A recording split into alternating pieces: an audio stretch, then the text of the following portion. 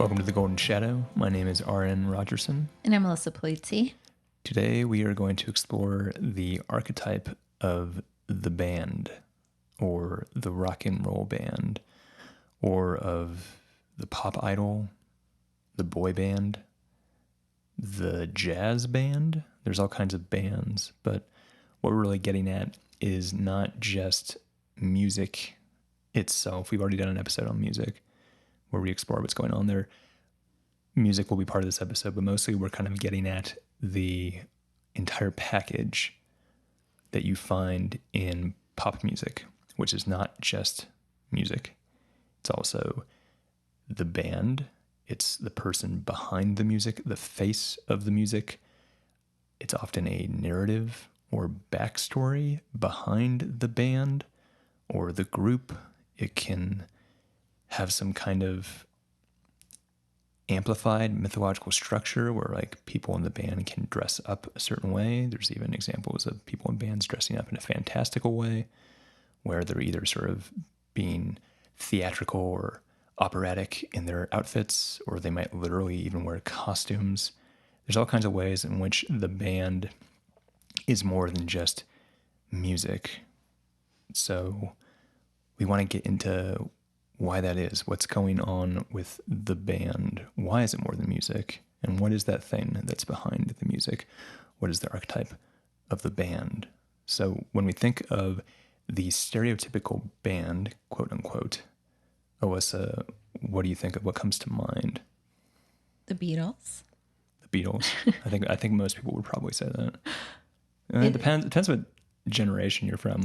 We might be approaching. It depends on the era. We might be approaching a generation where people won't say that anymore. But it's not like we were like raised in the 60s or 70s. Yeah, but we were on the cusp of the internet, and the internet's changed things. So maybe BTS will be the new stereotypical band archetype that people think of.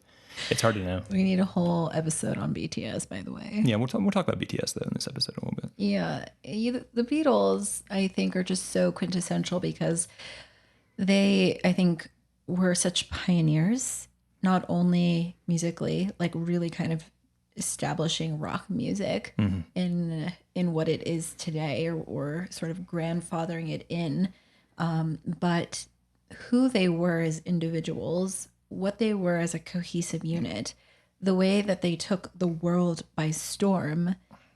There hadn't been a phenomena up until that point that was quite like that, at least with so many people, right? Like you kind of have certain individuals who got really popular before the Beatles, but that was I think really the first time a band, this cohesive mythological unit, carried this dynamic influence and totally changed the world.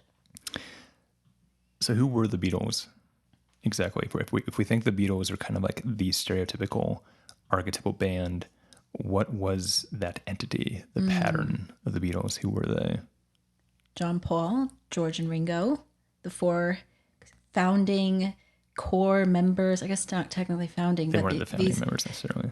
John, Paul, for sure. George. There was a different drummer, but there was a secret sauce with those four. You might even say that those four were the archetypal Beatles. That's there were true. other Beatles. There were other Beatles. But we don't think of those as being Beatles. There was like Stu Sutcliffe. Yeah.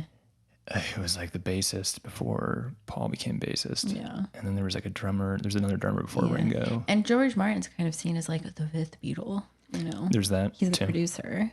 But you have a group that comes together and you reach a certain kind of balance where it's like this four works for whatever reason. And that, I mean, that's probably what we want to get into is like, what is the thing that is working with this specific lineup? Yeah. You have four very distinct, very unique individuals who are containers for their own identity and possible projections. They each play a role in the band, aka like they each have a different instrument. Yeah. They their differences show in both the music that's recorded and how they play live. Yet at the same time, there's a harmony between all four. Like they're covering different bases And that I think is really important when you have any sort of like a pantheon effect going on. You don't just have like three of the exact same god who would all just be warring for like, control over the same domain. It's like, you have different individuals, different roles, different stories, different personalities. And I think another part of the Beatles, if you take a step out of like the mythological realm, they were young, they were rebellious, they were very interesting. Like their personalities were just very compelling. And they, I don't know, they were also all like good looking guys, like they're, Yeah. I mean, they were young. They're handsome. They're handsome. But if you look at photos of the Beatles, I mean, we take it for granted because we know their faces so well. Yeah. But like Ringo's not not very good looking. He's fine, but like he's not just like, oh my god, like what a handsome man that is. But that's also important. It's like you need like the kind of like slightly maybe less handsome one. Oh, okay, I see. That's Ringo's role in the pantheon. It's like the ugly one. No, it's like, well, there's he like makes John and like, Paul look better. It's the Hephaestus principle, right? Like he was a wounded, not as beautiful god, but he was very deformed god. Isn't Hephaestus deformed? He's not. Yeah, I mean, he's kind of like goatish or something. No, he's not a Trollish. goat. No, I Is don't he know. just wounded? It's just everyone is just so beautiful and perfect, and I don't know. Hephaestus is sometimes just like expressed in a way that he's like maybe just more normal, or he doesn't have like a goat head or anything weird or missing arm. But he's like a gimp or something. Yeah, like I think he's got like a lame leg or something. It's not important. But what you're touching upon is key here. Is that the band represents a pantheon of sorts. And what do we mean by pantheon? We've gotten into this in multiple episodes, I think, specifically the episode called The Pantheon. But that when you have a cast of characters, whether that's in Game of Thrones or it's in the Marvel Cinematic Universe or it's Greek mythology, these are touching upon different things, and yet they all have this landscape of what I would say is psychological projection. There's different manifestations that kind of speak to different parts of our psyche. Yeah. In the sense that like there is a trickstery part of our psychology. There is sort of a feminine maiden part of our psychology. There is a father part of our psychology. There is sort of a evil one part of our psychology. And Greek mythology gets into that, and the pantheon is sort of reflecting that, right? So Zeus is sort of like the father archetype because we actually have an instinct for that inside of us. Right. Because we all have fathers, it's built in, it's human nature, but there's also sort of the underworld archetype, which ties into the shadow. There's an aspect of us that we're trying to keep in the darkness, that we're trying to repress maybe, that we don't want to go there because it's chaotic and scary. So the pantheon reflects different facets of the same jewel, which is our psyche. Sure, yeah. And the band is also doing this, though clearly it's different. Yeah. There's not 12 Beatles, and it's like the 12 Olympians. Right. And if there were, would that work? Well, and why? Why four? I think it depends on the medium, because you can think about the cast of Game of Thrones, as you mentioned, or the medium. MCU. It's like a different medium, a different like narrative expression. The pantheon and the multiplicity of characters works, but with music, you don't often see like a whole ensemble taking the world by storm. Right. That's more like for orchestra. Right. The orchestra is very different, though. It's very different. Because the members of the orchestra blend in. Yes. The orchestra is really one entity. Yeah. You don't really pay attention to the violinist. Right. Unless there's like a lead violinist who stands out. And the conductor you might pay attention to. But it's mostly like they blend into one thing, and the music comes from it's a cohesive voice. And bands are like that too, right? Like just playing music in general is like you have to be in harmony with each other. You have to have some aspect of where all parts come together. But I think what made the Beatles, as we continue with this example, so popular was that they were so distinctly different. John is like the intelligent one, or like, you know, the rebellious one, and Yeah, George the was edgy one. the edgy John's one. kind of like the punk rock before there was punk rock. Yes. He's the guy who's kind of like sticking out his tongue at you and Yeah. saying things like, you know, essentially that like there is no God and Yeah. everything's meaningless. And Right. so he's like very edgy, very psychedelic. Yeah. And Paul is very sweet and kind of cute, and I think they called him like the cute one, which is kind of weird, but He was all right. George is the quiet one, the dark horse. Right. And Ringo's like the funny one, like the clown. He's like in Hard Days with Night, right? Like it's the whole story is about him, and he gets kidnapped or something. He gets a ring stuck on his finger, and the ring belongs to some cult, and the Beatles are like running away from a 60s cult. I haven't seen it in a long time. We've been talking about watching it again, but yes, Ringo is kind of like the punchline, Right, the butt of the right. joke in some ways. Right. He has some comedic pull. Right. So the point is that they had these distinct containers where individuals, groups of people could project all of this dynamic, interesting material because the look, because the way they talked, the way they played their instruments, you know, the types of songs each of them sang were very different. A unique expression was coming from each of them, and yet it blended together into this like harmonious, beautiful, like, you know, masterpiece at that time. Right. The parts and the gestalt are it's both and, yes, right? It's both They're and. distinct individuals that Yeah. each have their own mythological container that people fill up readily. Yeah. Like they just go crazy Yeah. over each one of them, some more than others. Yeah.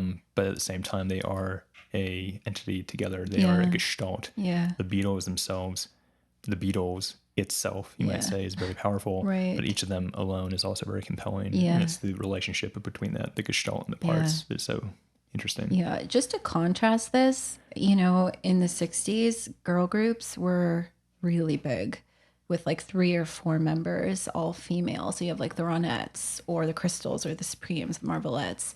And although that type of music was really popular, the feeling and the type of popularity and the relationship, I think, from the collective to those bands were really different because each of those members didn't necessarily have very, very distinct personalities. There might have been one individual who kind of like rose up out of it.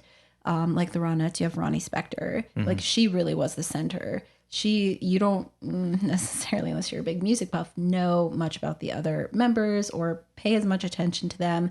She kind of like rose out of that to be more of the well-known, the more popular individual.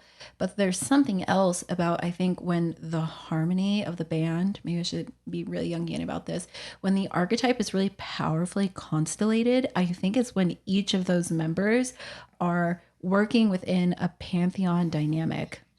And then something really, really powerful happens. Right. So another way you could illustrate this is that having the band seem unified is really powerful, but also having the individuals be distinct is really powerful. And there's a balance between the two. And so, for example, the Beatles, for a little while at least, they all wore suits, matching suits. And what's the point of that? It's like, well, the point is that they look like a unit. They're all coming together to do the same thing at the same time. That could also look like doing choreography at the same time, singing in unison. Yeah. It's like seeing multiple individuals in unison is powerful. But at the same time, if everyone is exactly the same, right, that sounds interesting. The girl groups were like the haircuts were the same, the dresses were the same. The same thing with the Beatles, but they broke that mold. Right. So it's almost like if the people putting together these girl groups, let's say, and maybe it depends on the group, but there could be some men behind it. Oh yeah, like Phil Spector as an example. Right. But they if they could, they might want to just clone each of the singers and be replaceable, swap it, or just have like next 4 person. of the exact same thing singing. Right. And then with the Beatles, that unison is compelling, but you can mess with that and say, well, what if we're all pretty united, but everyone has their own personality? Yeah. So if you look at like, the cover of Abbey Road, or Walking Across the Street, and the 4 of them have clearly gone in different directions. It's like George is wearing like all denim and has like a really long beard and long hair. And then compared to John is wearing like a white suit, but he also has really long hair and a long beard. And so there's this way in which like the four of them have all evolved, Yes. but they're still together. Right. They at the same evolved time, together. That they did very well. and also apart from each other at the same time. So that as they got more psychedelic, all of their looks got more psychedelic. They all started growing out their hair. They all were like attending kirtans with George and getting into Indian philosophy, yet distinct differences. And you don't see that when the pop machine is trying to curate an experience that like this is all like the same being that's just sort of part of a group. And I think that is part of what diverged the Beatles into being what they were. And it reminds me too of like the Beach Boys also coming up at that time, who had like a similar dynamic when, you know, early albums, they're just singing covers. They all have the same look. And then they all start to change a little bit. Not quite as much as the Beatles, I would say. Maybe like core members like Brian and Dennis and Carl, Mike Love or something, they start having pretty nuanced changes. But I think it's a really important part. It's like the pantheon has to be made up of members that carry their own unique container.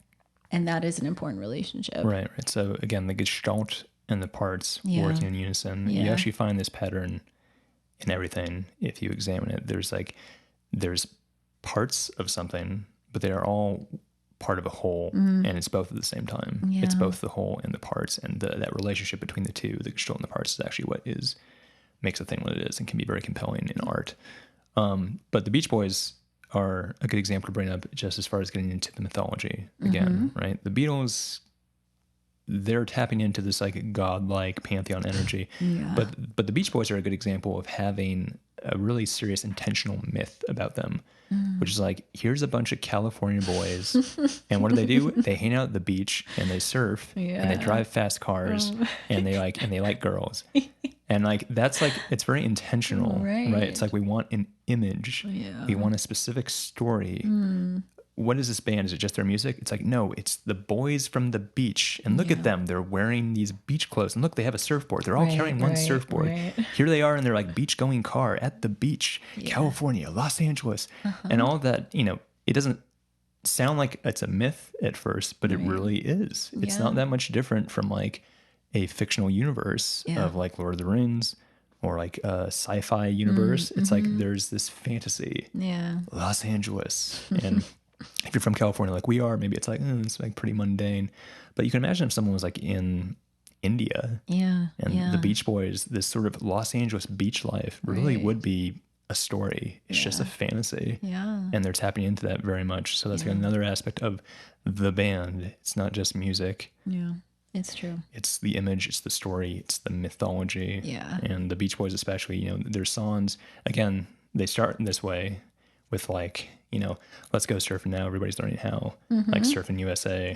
And then they kind of, Brian Wilson kind of, you know, goes off in a different direction, becomes more psychedelic, and kind of, he loses his mind in some ways, but he creates Pet Sounds, which is like very experimental. And so there is kind of this evolution that happens away from the beach, the boys of the beach myth, into something different. But the mythology is really important there. It brings to mind when bands start to deviate from their mythology, and sometimes that's really powerful when it just seems to flow, and then other times it's like kind of catastrophic, where it's just like this band has just made a totally different sound, or their album, you know, their follow-up is just not as good, and they're trying all this weird stuff. I don't know what it is, or what is like the pattern behind the experience, that where it's like sometimes it just feels like those things can evolve naturally, and then other times it can feel really forced or just unnatural. And I think that's where you see like, you know, a band that you thought was going to do really well and keep growing, it's just like they make weird decisions, or maybe they keep trying to hammer in the same pattern, and you're just like, it's kind of lame at this point. So it's very nuanced in that way. I'm trying to think of a good example of a band that like pivoted pretty hard and like either succeeded or failed. Well, I think like the Bee Gees pivoted really hard, and it was a success. Totally. Yeah.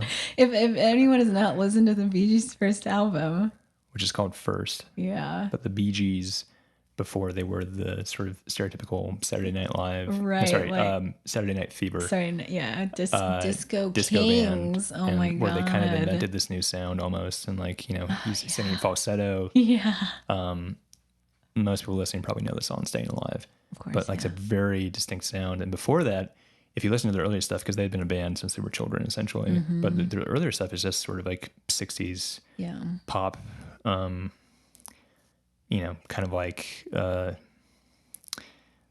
the Beach Boys exactly, but kind of like the Turtles and the Kinks and having trouble thinking of good examples. Yeah. But they were different. Yeah, they were very different. And then they pivoted Yeah. with disco and created this whole new sound, and it worked for them. It also speaks to like having a sort of pulse on the collective, because like these sort of generational changes in music, or like decade changes in music, is like, that can be a really difficult, weird place to navigate. I'm gonna keep talking about the Beatles, but like if you follow George as like a solo artist, Yeah. when he releases All Things Must Pass, it's like, oh my god, this is incredible. All this material that the Beatles didn't use. Then he keeps going. Then you get to like 80s, you know, is like, even all the members, I feel it's like, as you try to like adapt to these changes, it doesn't always work, you know, like Cloud9, Weird George. Anyways, I'm not going to get into the details, but You can look up the album cover of Cloud9. oh, George. I love George so much. I've already talked about him, but it just goes to show you that there's these greater patterns that are at work. And if a band finds themselves at the right place at the right time and kind of follows these like unseen changes, suddenly you get like launched. And the Bee Gees, I think, did that. They were like the quintessential 70s disco band, and they did not start that way. Yet they kind of tapped into something, like they channeled something, and they became a powerful trio. Yeah. One other example that probably isn't very good because most people don't know this reference, but like Blink-182, for instance, they had a mythology. Yeah. They were juvenile young boys playing music about how juvenile they were. Right, and okay. Their songs are about like being in high school and dating girls and getting dumped by those girls and like playing pranks on those girls and kind of doing this sort of like whiny skate punk kind of thing. It's a little angsty. It's angsty, but it's just like really immature, but in a kind of comical way. Like they're just like goofballs. Right. They were very goofy. And it worked for them. And I think honestly, Blink-182, I think is a great band. Like, I don't care what people say. But Tom DeLonge, who was their guitarist, he decided to kind of go solo and start a different band. Right. And he started a band and he wanted to be taken seriously. And he really wanted to make serious music that like, it's not a joke. It's not juvenile. It's like, it's serious music about serious stuff. And it's like, you know, it's supposed to be like really beautiful and heartfelt. And it just like was such a joke. It was like, this is terrible, dude. Like no one believes you. Yeah. Like no one believes that you're a serious artist. You're a comedian. Right. And trying to be serious, it's not going to work. Sorry. And so he tried to kind of like change his myth, and he failed. Right. It's embarrassing. Anyways, there's probably plenty more examples of this sort of like the mythology changing. It makes me think of actors, even though we're not talking about that today, but like especially certain actors who like are not as mercurial, aka like kind of fluidly moving through all different types of role. Yeah. You know, and they're like a kind of certain type of comedic actor, whatever, and then they try and do something serious. You know, like Adam Sandler doing a serious movie. It's just like, oh, this is really hard to take. You know, or is there? I mean, is there an example of him in a serious movie? I feel like he's always in a comedic role, even if the movie's more serious. Recently, there was something on Netflix. He was in Uncut Gems recently, which was like a serious movie, but he still like plays himself, which is just sort of like this old loser, basically. It's a great movie. But yeah, I mean, a good example is like Ashton Kutcher is like that 70s show, and he's like a comedic actor. Punked after that, right? Wasn't he? He did Punked, but like he's been in some serious movies, and it's kind of like, Ashton, like I just don't take you seriously. Like you can't be in a drama because you're fucking Ashton Kutcher. Like you are a comedian. I can't take you seriously if you're like in a scene like crying like I don't believe you. It doesn't Right. work because my myth of Ashton Kutcher is so cemented already. Right. And it's like, you can't switch your myth. Yeah. Anyways, we digress quite a bit. Digress. Let's try to get back to the sort of Jungian aspect of this. So the pantheon, the godliness, that's part of the idea of it being a pantheon is like these aren't just humans, Right, These right. are figures that are being lifted up Yeah. to the realm of gods. Yeah. So yeah. there's a kind of apotheosis, which means like ascending to a god. Part of that is natural. People want to do this. People want to raise people up to gods. People want to follow celebrities and project all this really powerful material onto them. Like, Brad Pitt walks by and like no one needs to tell you to worship him. You just kind of do. Right. Like if I saw Brad Pitt walking by, I would be like, holy shit, that's Brad Pitt. Yeah. Oh, what the fuck? And I'd want to follow him. Right. And I'd want to be like, is that really him? And I'd want to get like, really examine him and be like, oh my God. And if I could talk to him, I probably would. And that's natural. Right. And it's not like I'm a fanboy of Brad Pitt, but like Are you? or am I? but you can't deny the effect of the celebrity.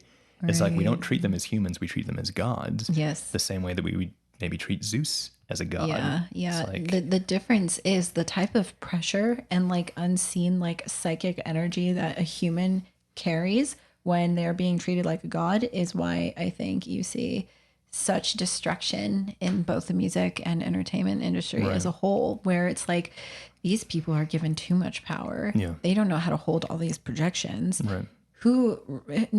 When you're being treated like a god, you are a human that is in the realm of the archetypes, and that's like never works out very well. Unless you know how to handle it. And if you're really good at handling it, you can make a lot of money. Well, and probably you've got like tons of very strict boundaries, a good support system. Yeah. You have, you're mediating that experience in a way that it's not like causing really intense overinflation. Yeah.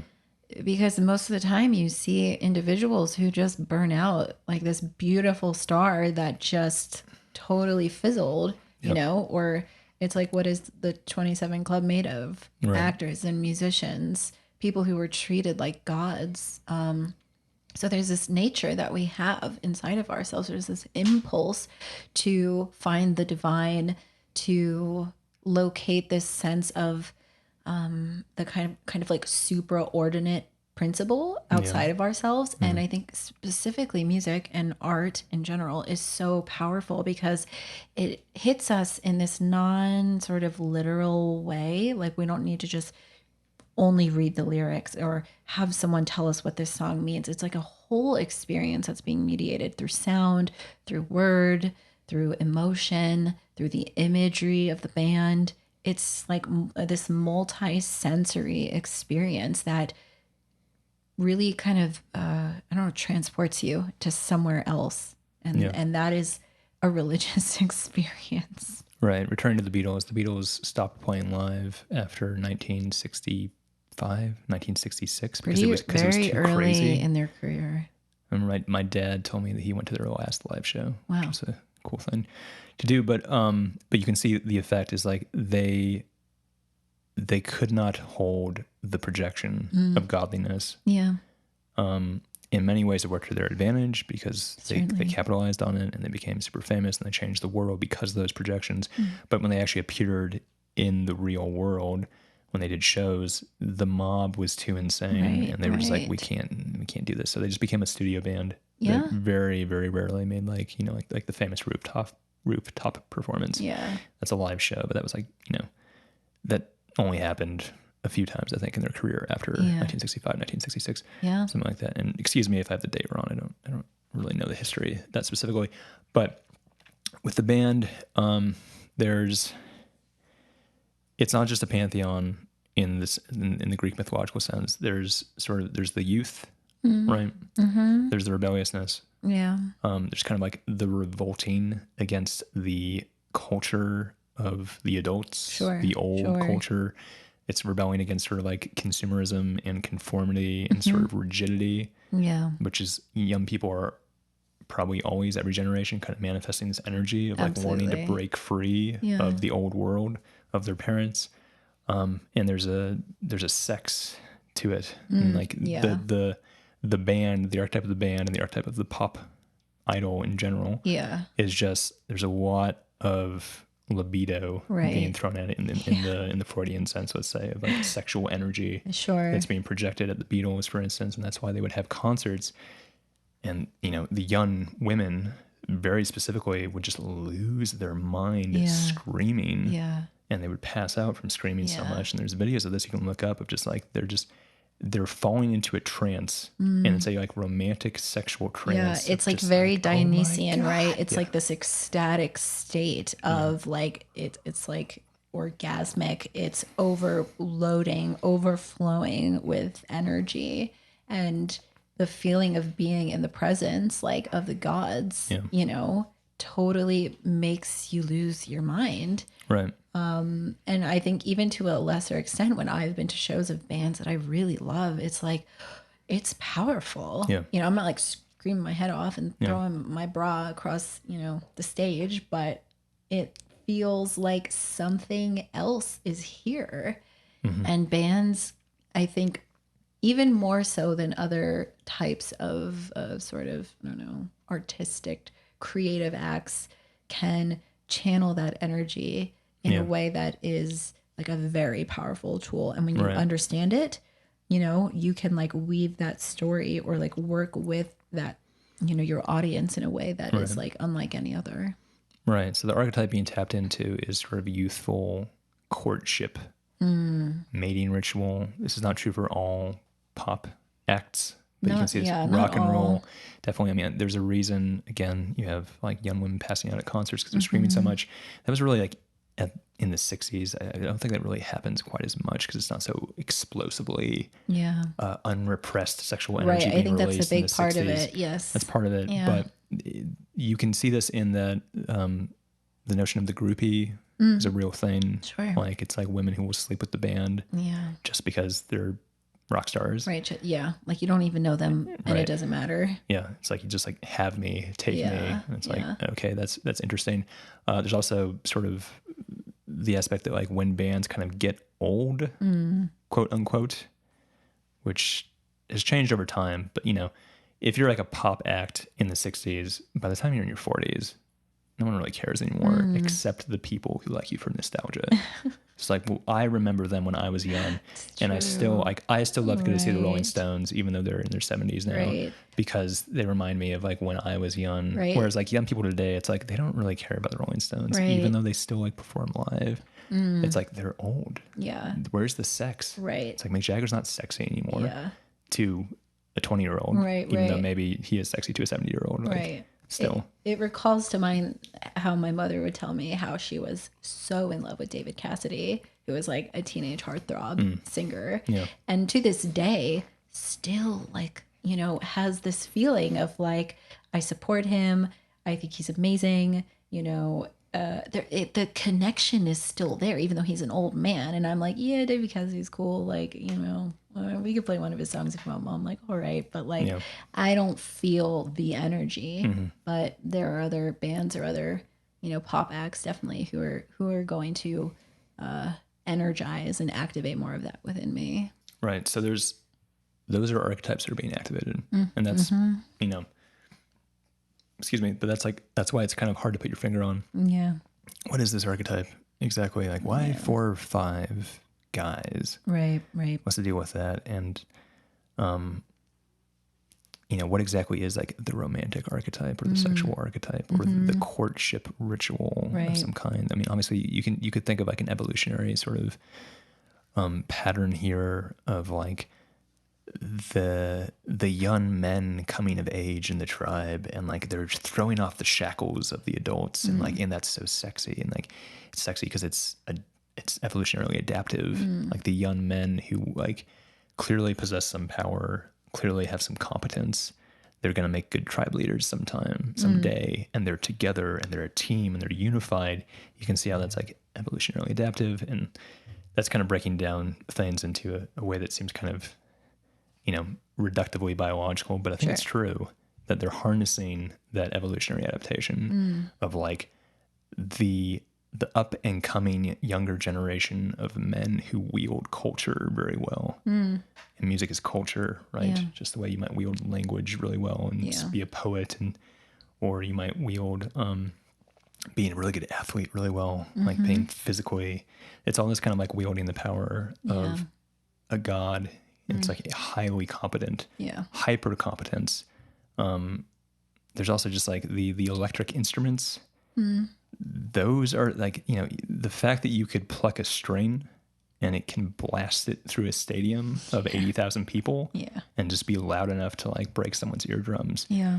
It's like, that's kind of godlike. Yeah. Like that's Zeus's thunderbolt right there. Yeah. It's like the power chord on stage at a stadium. Just like, it's like the electronic amplification is godlike, and having 4 young men who can wield that power of the gods is really powerful. Well, you know, I'll scale back a little bit as someone who is a musician, but started learning a little bit late, like in my early 20s. And the feeling of like going to see a show and seeing a band playing always like was magic to me. Yeah. Even though I had this interest in music, I like dabbled a little in learning guitar. I didn't really seriously start learning until I was like 21. And there was something that felt like this weaving of some sort of power that like didn't make sense, even though it makes sense. It's actually not too hard to like be able to play a song together ultimately. But I just remember having these experiences, being in the crowd and feeling like in total awe that a band could like be so in sync. The power of the instruments, absolutely. Although there's some like dynamic, haunting beauty to like an acoustic set, you know, in the way that can come through. Yeah. But, you know, like the electrified rock and roll style band, it's just like there's just something really, I don't have the words for it. I guess you can tell. Like it was hard to feel like I understood what was happening logically. I just couldn't like put, you know, my mind around it. And I mean, it's not rational. Yeah. And so that carried something that was like, there was like a draw. And I was like, I want to figure out how to do this. Like, I want to wield that power. Yeah. I want to know how to be so in tune with people. And it's different as someone myself who also was in like played athletics all of my life. It's like, yeah, like the sports team is also really in sync. And I think if you get to if you play a certain sport and you play at a certain level, that you can have a really incredible, almost like unspoken connection where you're in sync together. Yeah. But to me, music like forces that at like every level. Cause if you guys are totally off, you know, like you sound like crap and you're just like, the experience is totally ruined. Doesn't stop a lot of bands. I will tell you. I mean, you know this as people involved in a music scene for a while. It's like, man, there's so much bad music out there. Yeah, so many terrible bands. They're trying their best. Well, they're trying their best, and like more power to them. But yeah, I mean, bands that aren't in sync will still go on stage, and you'll just be like, "Oh God, this is embarrassing." Yeah, it's like almost painful for me. I'm just like, I wish I could help you, but you know. Yeah. I mean, it's been me at points too. I'm just like, we're not in sync. This is embarrassing. I've played some really bad shows. Yeah, I've played some really, really bad shows. Sometimes intentionally, but mostly unintentionally. Oh man. I think the point is there's magic. There's magic just flowing all around the band, the archetype of the band. It's the image, it's the sound, it's how synchronous they are. It's their ability to be both individual and a unity at the same time. Yeah. And that, I think, creates something that could have such an impact, be such a force of cultural evolution as music has been. Right. And there is, again, that full package idea. It's like, it's not just the music. Yeah. It's not just the image. It's not just the mythology. It's not just the youth. It's not just the content of like anti-establishment sort of rhetoric in the lyrics or whatever. It's all those things at once. And then beyond that, there's mystery to it. Music is super mysterious. Yeah. It's like, I mean, I'm not saying you can't explain what's happening on a scientific level, because in some ways you kind of can, but like for the most part, it's like we don't really understand like why music is the way it is. Yeah. Why is music so unique? Music, as far as like audio patterns, it's like variations in like air pressure in some sense is like what music is, but it's like, but why does it come to us in such an embodied, emotional, feeling way? Even more so than I would say that movies do. Movies are kind of the same thing. The music is much more acute. Yeah. Of like, you want to move, like your body is undulating now. Yeah. Like, what the fuck is that? Like, Well, I think there's also the level where music is so accessible, or it kind of partners with us throughout our life. very much, yeah. Movies can be very powerful, and they can tell these dynamic stories, and they can tap into archetypal patterns, yada, yada, yada. True. Of course. But you're not like watching a movie as you're driving across the country for the first time on your like road trip as, you know, might an be. 18-year-old. If you drive a Tesla, now you have a screen in your car for sure. Or like the album like that you fell in love to, you know, or, you know, a heartbreak album, or the music you listen to when you're really sad. Yeah. It's like this way in which music can translate and mediate these different experiences to us on these different sensation-based levels, but also like very sort of non-concretely as well. So I think in that way, it's just like, I don't know, music is super magical for that reason. Yeah, it's very personal. Yeah. And makes people very nostalgic and anchors you to a certain point in life. And that's why when someone can wield that, you know, it's like, oh, you actually like speak directly to my heart. Yeah. Yes, exactly. And that's like, it's like who can actually do that? Yeah. Like that is the realm of gods, right? Yeah. Like the place that you hold those highest deities are like the things that often like strike you the most, or of course family and loved ones, but even then they're not like creating art to serve you.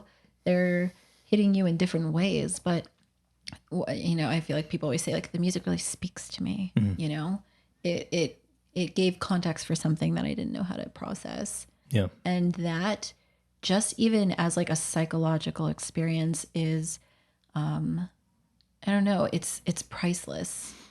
Yeah. You can also understand why, you know, probably in the kind of early consciousness days, not early consciousness, but like 3,000 years ago, 4,000 years ago, there's a state of consciousness that humans were at that isn't where they are right now. And it's hard for us to really fathom what that even means. But just for example, a lot of different states of consciousness, different states of experience, people, they couldn't make sense of it other than to say that it was the gods affecting them. Sure. Which is why there are certain gods associated with certain states of consciousness.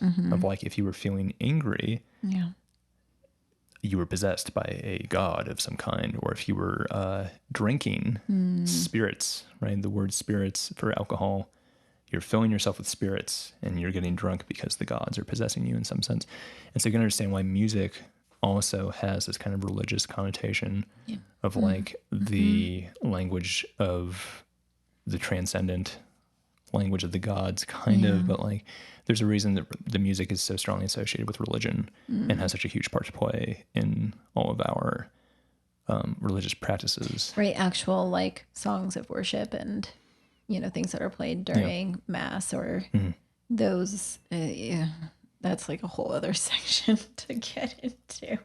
No, it is, but the point that I'm trying to make is that music is religious, and a lot of the patterns we're saying, again, we're synthesizing these things all the time in all of our conversations, but the patterns we're saying, which are mythological, which are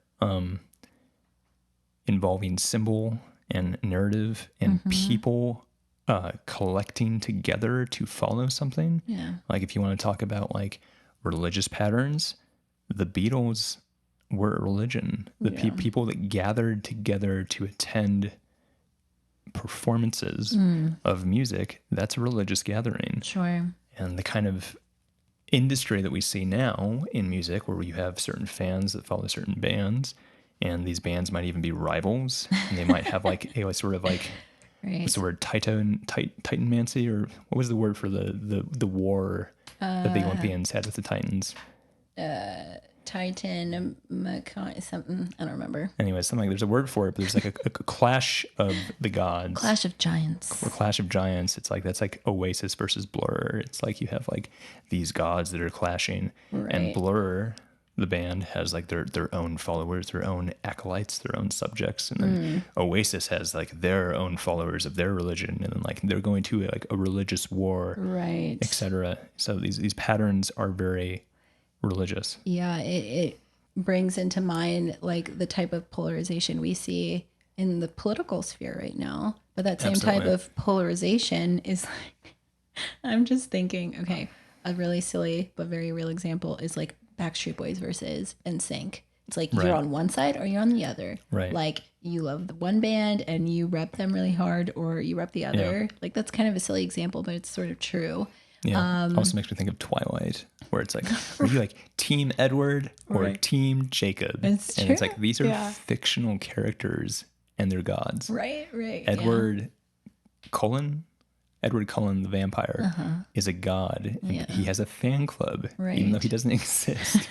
And it's like, we're going up against like Team Jacob, like, and that's very strange, but like that's a religious pattern. It's a religion for young teenage women. Right. That's what Twilight is. Yeah, no, it's true. And you see those same types of the energetic fervor where people feel so wholeheartedly committed to something that represents this like dynamic experience and pattern, you know, and whether that's, you know, NSYNC or Backstreet Boys, or even like the kind of rise of disco, maybe against more like grunge rock or punk or stuff like that. It's like people feel deeply passionate. It brings up an assortment of very intense emotions for them, and the type of commitment that they're going to feel is highly religious in nature, which is like, look around and you'll see it not only in music, you'll see it in other places as well. It's important to make the point that, you know, the band is not just 5 young men who are sexy. There's obviously lots of different forms of music groups. Yeah. And we'd be leaving out a huge portion of this conversation if we didn't sort of acknowledge that. Definitely. And like a good example might be the Spice Girls. Yeah. Which were huge. Yeah. They were huge, and there were 5 women. Yeah. So it's like, well, the archetype doesn't fit, because it's, well, it's like, well, okay, we have to expand this notion of the archetype of the band. Right. Yeah. Well, I think what we see, especially with an example like the Spice Girls, which to my understanding, they are considered the best-selling girl group of all time, the biggest British band since the Beatles, like just untouched in their level of popularity, as also tapping into that archetype of the pantheon. Like, let's break it down. You know, 5 individuals with very distinct personalities. Right. Let's be really intentional about that. Yeah. Let's even give them different names. Yes. They have code names. Yeah. Like Posh Spice, Baby Spice, Sporty Spice, Scary Spice, and Ginger Spice. Ginger Spice, right. Which one are you? Right. Which one are you? Because not only do you kind of relate to like, yeah, like John's kind of rebellious. I like the Beatles. I'm sort of rebellious too. It's like, no. The Spice Girls cultivated something that could hit on so many different aspects in a very powerful way, so that the image was deeply cultivated. You know, every time you go to a show, you might expect Ginger Spice to be like wearing like the British flag top, or Posh Spice is going to be in like her fashionable clothes and things like that. Yeah. And the way that they talk, you know, the way that they come off in interviews, it's not just the look, it's not just the music, it's the whole experience. And my understanding is like they played a big role in that. They weren't just this like curated pop band who was forced into these sort of containers. It's kind of how it started, but they took the reins themselves, and they negotiated on their behalf because they knew they were hot stuff. Yeah. And they did, I believe, they did have a hand in at least writing their own songs. They got help, I think. But still powerful force, powerful archetypal force, and it's a feminine thing. It's all about girl power. Yeah. That's like the big thing. Right. And it's not really mirrored, like, you know, the Beatles like have like all these young women who are screaming their heads off. you didn't go to a Spice Girl show and see all these young men screaming their heads off. Right. It's like, well, right. it's not the mirror image. It's not the mirror. Like the women still like the Spice Girls, but True. it's more like they're projecting some sort of becoming. Yeah. I could become like them. These empowered women. Yeah. These independent women that are singing these songs about being empowered. Yeah.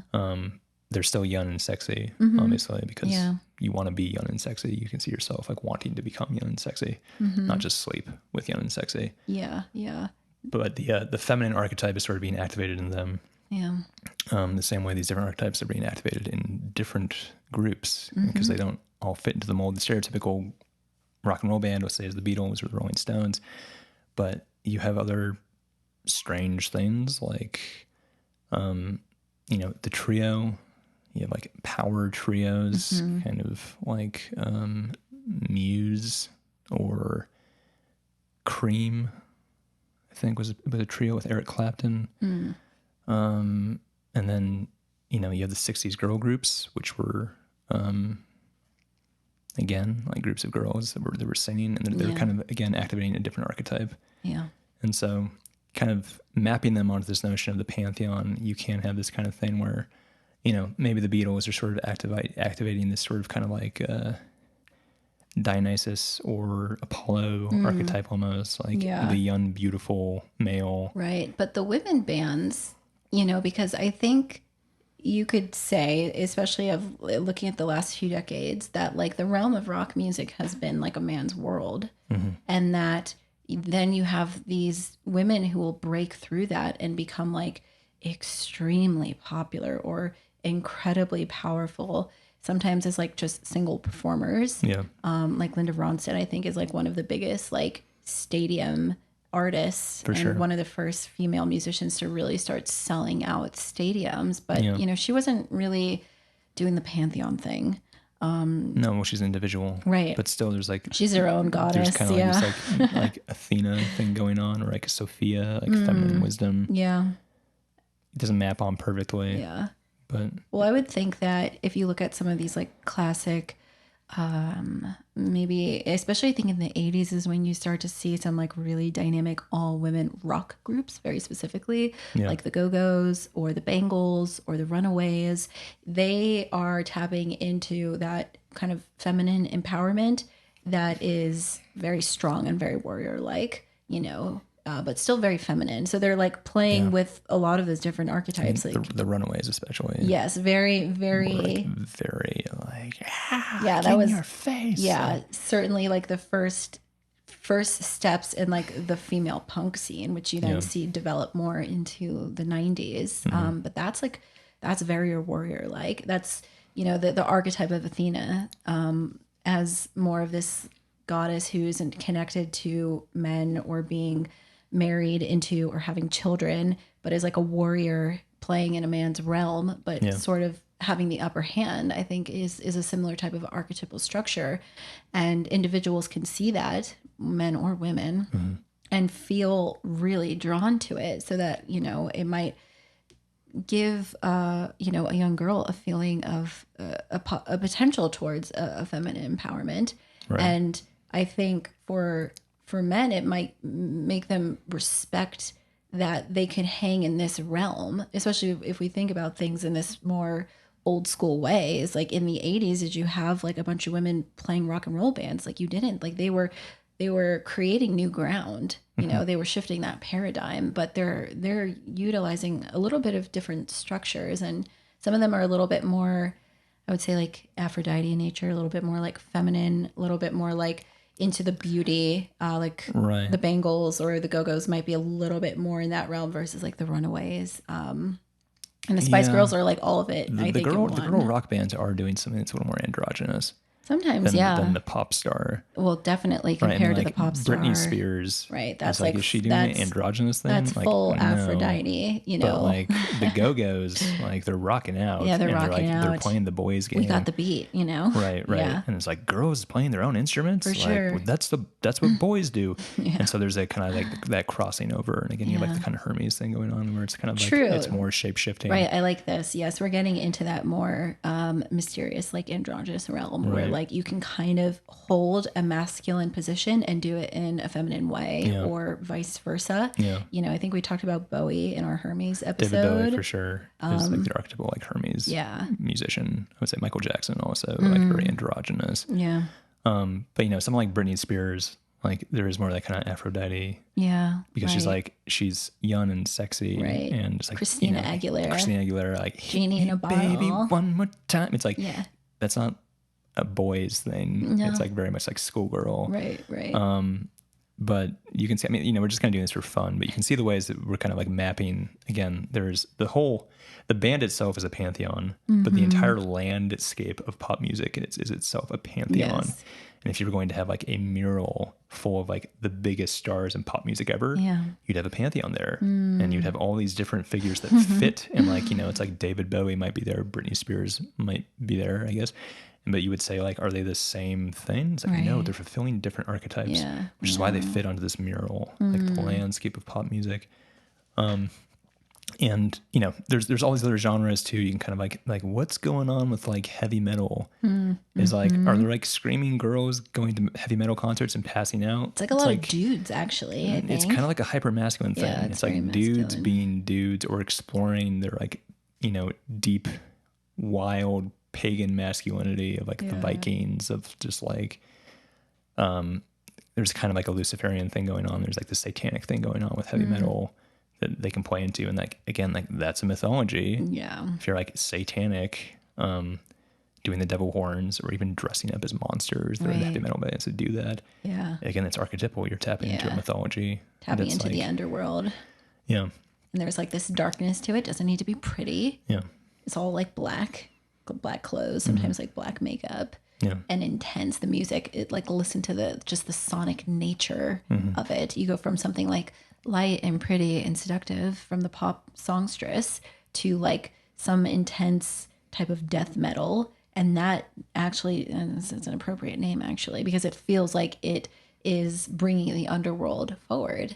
And that's something that people like want to experience as well. It's why it's so popular. Right. So we don't have time to get into the rest of the genres or the rest of the artists, but you can see what we're getting at, which is that the archetype of the band is very much the archetype of the god. It's tied in with all these other aesthetic principles, all this other art, and probably more so than any other industry, the music industry really synthesizes all these various aesthetic, mythological, narrative, sensation elements into one neat package, but ultimately it's still playing on the same psychological machinery. It's still playing on the human nature. It's still playing on a collective unconscious, a collective archetypal realm. That's why music is universal. It's not like you have to learn what rock music is to enjoy it. It's like you play it in China and people get it. You play it in Africa, people get it. That's what's so interesting.